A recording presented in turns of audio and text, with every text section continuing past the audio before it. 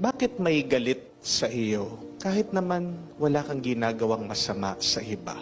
Bakit merong taong ayaw sa atin ngayong wala naman tayong kasalanan sa kanila? Ito po ang tandaan nyo.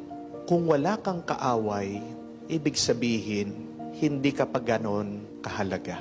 Kung walang natatakot sa iyo, ibig sabihin, hindi ka malakas at wala kang kapangyarihan.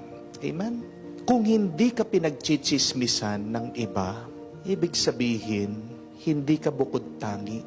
Kung pinagchichismisan ka, ang ibig sabihin, gwapo ka at maganda ka kaysa sa kanila. Kung may nagbabato sa iyo, ibig sabihin, mabunga ang buhay mo. Kung may nagsasamantala sa iyo, ibig sabihin, may kayamanan ka. Kung may nagbababa sa iyo, ibig sabihin, umaangat ka sa buhay.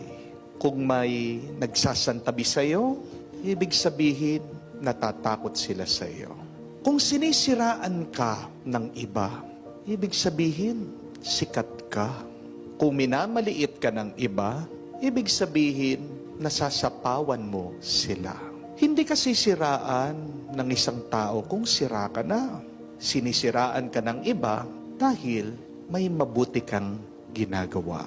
Kapag hinahanapan ka ng mali ng iba, ito ay dahil may tama kang ginagawa. Bakit may galit sa iyo kahit wala ka namang masamang ginagawa?